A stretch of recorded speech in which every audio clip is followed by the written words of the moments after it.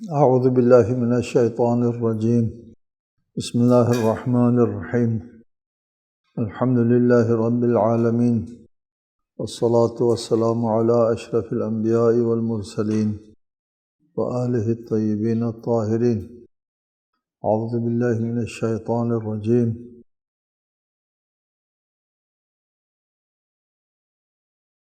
وَإِذْ قَالَ رَبُّكَ لِلْمَلَائِكَةِ إِنِّي خَالِقٌ بَشَرًا مِنْ صَلْصَالٍ مِنْ حَمَإٍ مَسْنُونٍ فَإِذَا سَوَّيْتُهُ وَنَفَخْتُ فِيهِ مِنْ رُوحِي فَقَعُوا لَهُ سَاجِدِينَ فَسَجَدَ الْمَلَائِكَةُ كُلُّهُمْ أَجْمَعُونَ إِلَّا إِبْلِيسَ أَبَى أَنْ يَكُونَ مَعَ السَّاجِدِينَ۔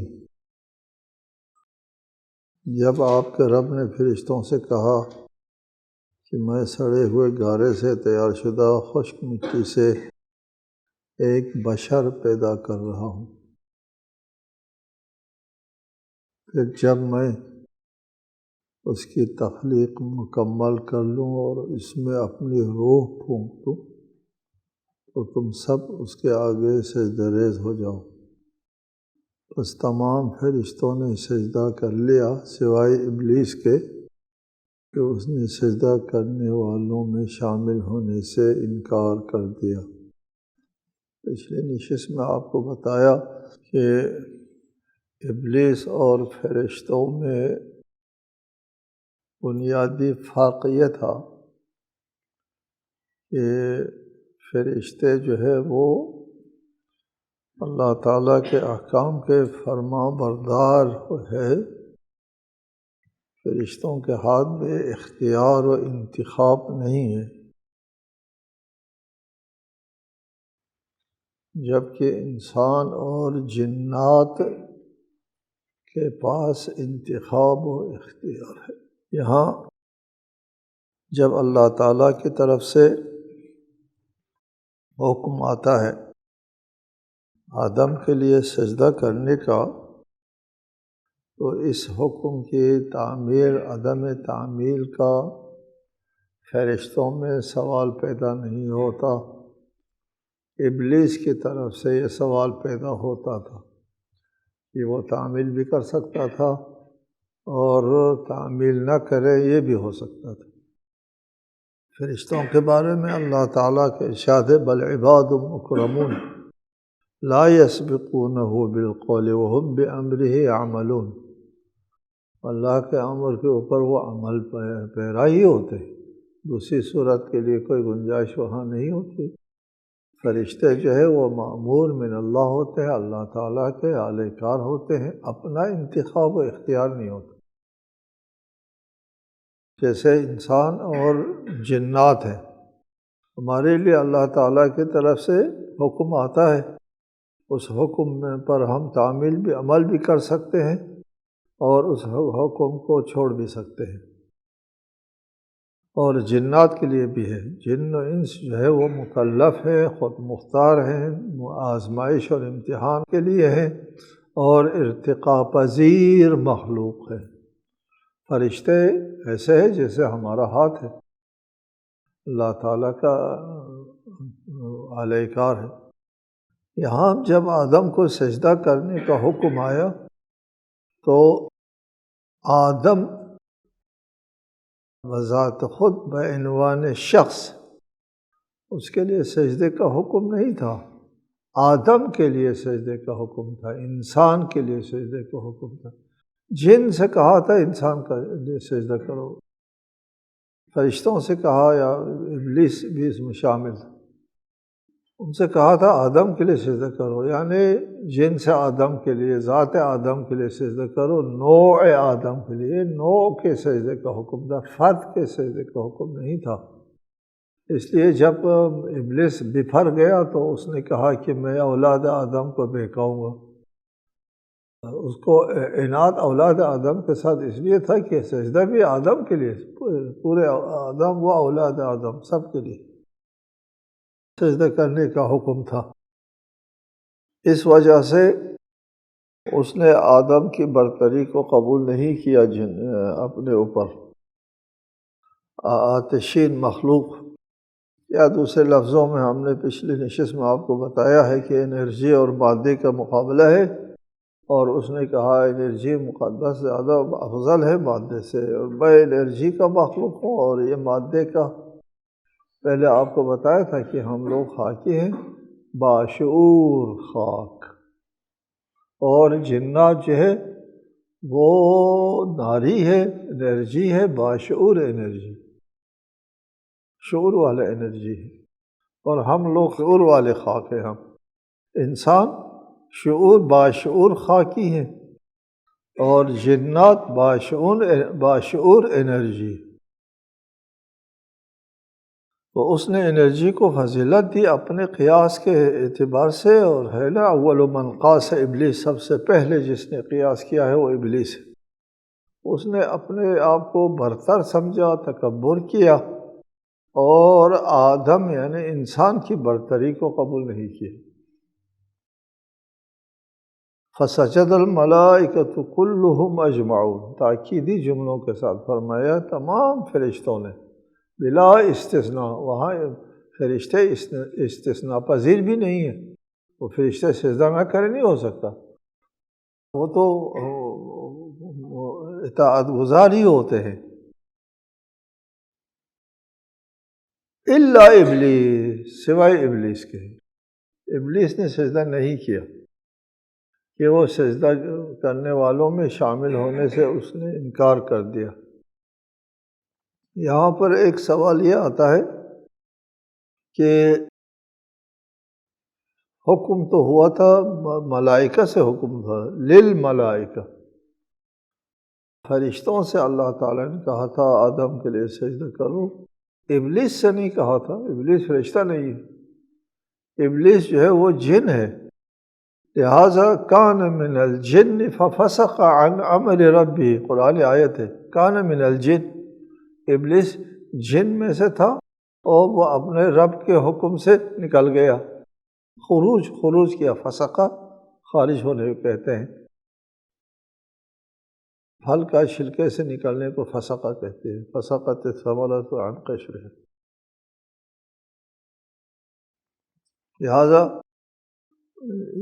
ابلیس پہلے ہی ملائکہ میں شامل نہیں ہے، اللہ تعالیٰ نے فرشتوں سے کہا تھا سجدہ کرو، ابلیس سے تو نہیں کہا تھا سجدہ کرو، لہٰذا ابلیس کا استثناء جو ہے وہ استثناء متصل نہیں، استثناء منقطع ہے، یا کیا ہے یہاں پر؟ ابلیس کا انکار جو ہے وہ کیوں گناہ ثابت ہوا؟ چونکہ ابلیس کے لیے تو حکم نہیں تھا، حکم تو فرشتوں کے لیے تھا۔ ایک سوال ہے، جواب یہ ہے کہ ابلیس اس وقت اس مقام اور منزلت پر سکونت پذیر تھا جس میں فرشتوں کے ساتھ یہ شامل تھا، جیسا کہ بعد کی آیت ہے فَاخْرُجْ مِنْهَا، ادھر ہے ایک آیت کہ قال فَاخْرُجْ مِنْهَا، یہاں سے نکل جاؤ۔ کہاں سے؟ جہاں تم پر یہ حکم لاگو ہونا تھا فرشتوں کے ساتھ، تو ادھر بیٹھا ہوا، جس مقام پر، وہ جنت ہے، وہ آسمان ہے، جس مقام اور منزلت میں تو بیٹھا تھا، جہاں فرشتوں کے ساتھ حکم تمہارے اوپر بھی لاگو ہونا تھا، وہاں سے نکل جاؤ۔ پھر ابلیس کو وہاں سے نکال دیا۔ کہاں سے نکال دیا؟ جہاں وہ فرشتوں کے ساتھ شریک ہوا کرتا تھا۔ لہذا فَاخْرُجْ مِنْهَا فَإِنَّكَ رَجِيمٌ، منہا دلیل ہے، اور دیگر آیت میں ہے فَاهْبِطْ مِنْهَا، یہاں سے نیچے اتر جاؤ۔ وَمَا يَكُونُ لَكَ أَن تَتَكَبَّرَ فِيهَا، تمہارے لیے یہاں تکبر کرنے کا حق حاصل نہیں ہے۔ فیہا منہا دلیل ہے کہ وہ اس مقام کے اوپر فائز تھا جہاں وہ فرشتوں کے ساتھ شامل ہوا کرتا تھا۔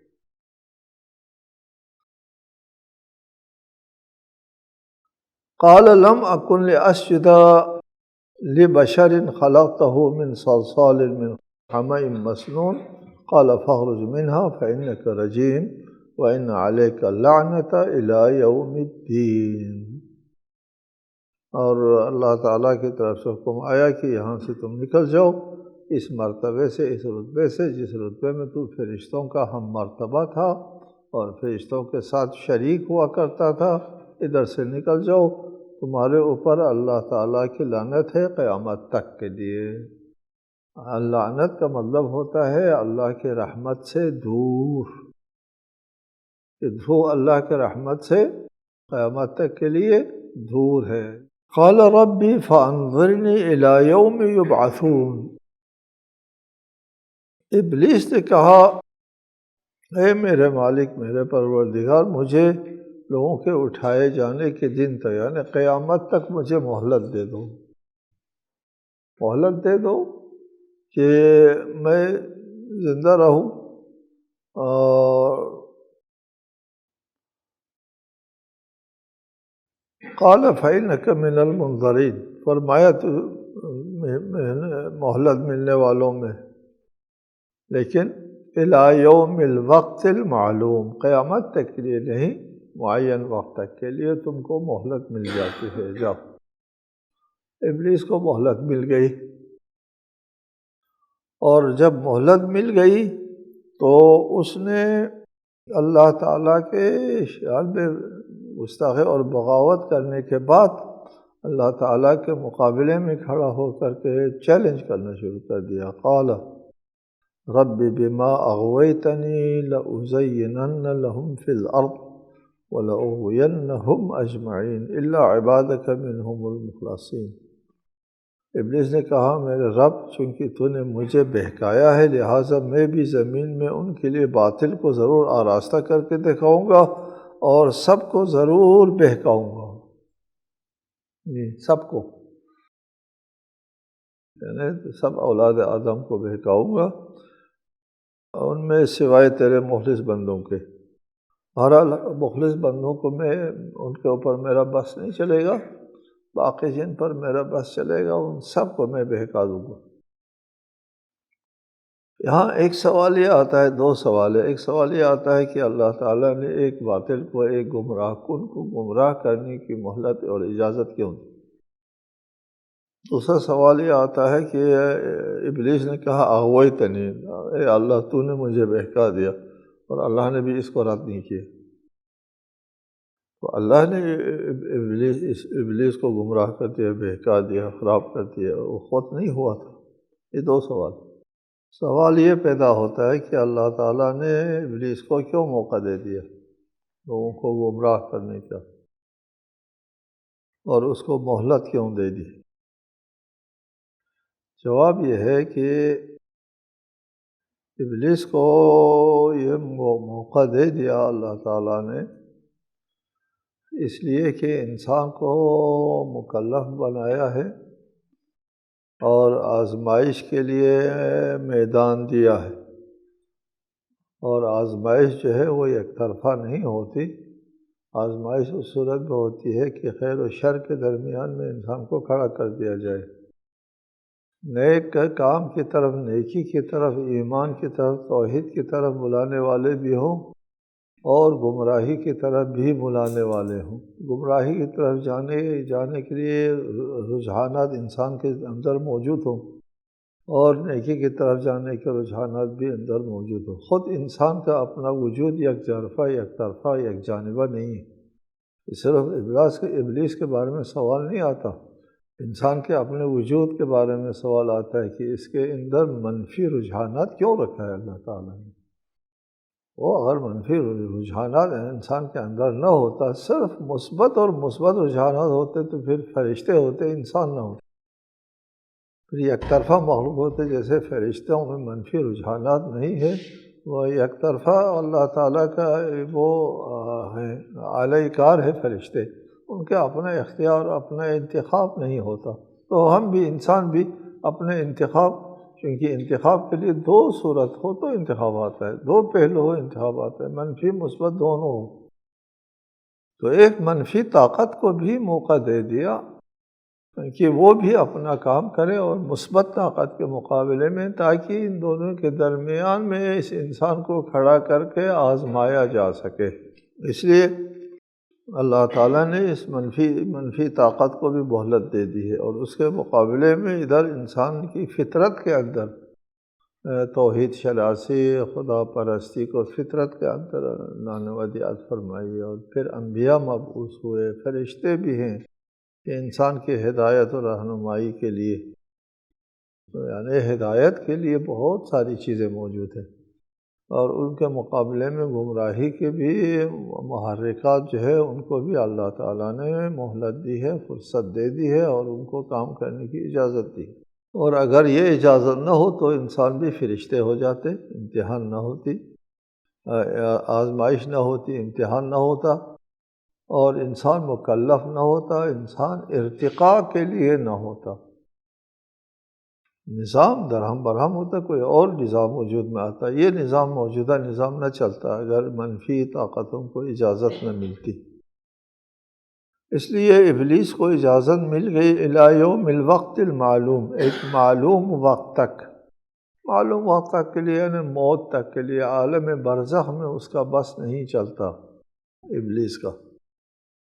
اور پھر یہ ہے ابلیس نے خود کہا الا عبادک منہم المخلصین، تیرے مخلص بندوں کے سوا میں سب کو، ان عبادی لیس لک علیہم سلطان، اللہ تعالیٰ نے فرمایا کہ میرے ان خالص بندوں کے اوپر تمہاری سلطنت نہیں چلے گی۔ یہ جو منفی اور مثبت طاقتیں ہیں انسان کے وجود کے اندر اور انسان کے وجود کے باہر، فرشتوں کی شکل میں، انبیاء کی شکل میں، ابلیس شیطان کی شکل میں منفی طاقتیں، بیرونی طاقت بھی موجود ہے، داخلی طاقت بھی موجود ہے۔ یہ دونوں طاقت جو ہے صرف رہنمائی کے لیے، راستہ دکھانے کے لیے، دعوت دینے کے لیے ہے، جبر کے حد تک دونوں نہیں ہے۔ انسان کی فطرت کے اندر اگر ہے، فطرت کی طرف سے جبر نہیں چلتا، صرف دعوت دیتی ہے فطرت۔ اور اسی طرح انبیاء علیہ السلام کی طرف سے بھی جبر نہیں ہے، صرف دعوت دیتے ہیں۔ فرشتے بھی جبر نہیں چلاتے، ہدایت کے فرشتے صرف دعوت دیتے ہیں۔ اسی طرح ابلیس کی طرف سے بھی دعوت ہے، یہاں بھی جبر نہیں ہے۔ جبر نہ منفی طاقتوں کی طرف سے ہے، نہ مثبت طاقتوں کی طرف سے، دونوں منفی اور مثبت طاقتیں جو ہے وہ دعوت دیتی ہیں۔ اب انسان اپنے اختیار اور انتخاب کے طرف اس دعوت کو قبول کرتا ہے یا اس دعوت کو قبول کرتا ہے، اور یہاں سے ان دونوں کے دو دعوتوں کے درمیان میں کھڑا کیا جاتا ہے۔ اس لیے انسان جو ہے وہ مکلف ہوتا ہے اور امتحان اور آزمائش کے لیے آمادہ اور آزمائش کا قابل ہوتا ہے۔ دوسرا یہ سوال آتا تھا کہ ابلیس نے کیسے کہہ دیا کہ رب بما اغویتنی، چونکہ تو نے مجھے بہکا دیا ہے، گمراہ کر دیا ہے۔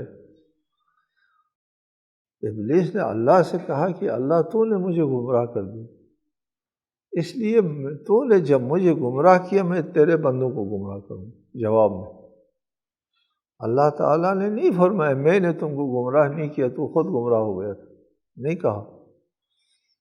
تو یہ کیا تعبیر ہے کہ اللہ نے گمراہ کیا ابلیس کو، تو پھر اس کا کیا گناہ ہے؟ جواب پہلے کئی بار اس کے بارے میں گفتگو ہو گئی ہے کہ ایک ہوتا ہے ابتدائی اللہ تعالیٰ کی طرف سے گمراہ کرنا اور اس کو اپنے ہاتھ پر چھوڑ دینا، اور ایک ہوتا ہے اس کے ایک جرم اور گناہ کے جواب میں، رد عمل میں ایک قدم اٹھایا جانا، دو باتیں ہیں۔ اللہ تعالیٰ ابتداءً کسی کو گمراہ نہیں کرتا، ابتداءً اللہ تعالیٰ جو ہے وہ ہدایت کا بھی راستہ دیتا ہے اور ضلالت کی طرف جانے کے لیے گنجائش چھوڑ دیتا ہے، جیسا کہ ابھی ذکر ہوا۔ منفی اور مثبت طاقت انا ہدیناہ السبیل اما شاکرا و اما کفور، ہدایت کا راستہ اللہ دکھاتا ہے، جبر نہیں چلتا۔ جبر نہیں ہے یہاں پر اللہ بندے کے اپنے اختیار میں ہے۔ جب اس کے اختیار میں ہے، اس نے اپنے اختیار سے منفی طاقت کی دعوت پر لبیک کر دیا، لبیک کہہ دیا اپنے اختیار سے۔ ابلیس نے یہی کیا، اللہ تعالیٰ نے سجدے کا حکم دے دیا اور اس نے ابا، انکار کر دیا اور تکبر کیا اور اللہ کے حکم کو ٹھکرا دیا۔ جب اس نے اللہ کے حکم کو ٹھکرا دیا، تکبر کیا، تو پھر اللہ تعالیٰ نے کیا کیا؟ اس کو اپنے حال پر چھوڑ دیا۔ ادھر کہا ہے وَإِنَّ عَلَيْكَ اللَّعْنَةَ إِلَىٰ يَوْمِ الدِّينِ، اللہ تعالیٰ نے اس کو اپنے حال پر چھوڑ دیا۔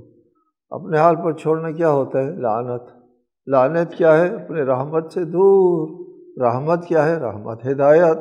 رحمت جو ہے وہ اپنے طرف جو ہے اپنے رحمت کے دائرے میں رکھنا جو ہے وہ اس سے نکال دینا لعنت ہے۔ جب اپنے رحمت کے دائرے سے ابلیس کو نکال دیا اس کے انکار کی وجہ سے، اس کا لازمہ یہ ہے کہ ابلیس نے کہا ٹھیک، تو نے مجھے اپنے رحمت سے نکال دیا، اغویتنی، تو نے مجھے اپنے رحمت کے دائرے سے نکال باہر کر دیا، پھر میں بھی تیرے بندوں کو گمراہ کروں گا۔ یہ اغویتنی وہی لعنت ہے۔ لعنت کیوں؟ اس لیے کہ اس نے ابا کیا، استکبار کیا، تکبر کیا اور اللہ کے حکم کی نافرمانی کی۔ اس نافرمانی کی وجہ سے اللہ نے لعنت کی۔ لعنت یعنی اپنی رحمت سے دور کیا۔ رحمت سے دور کرنے کی تعبیر ابلیس نے اغویتنی کہا ہے۔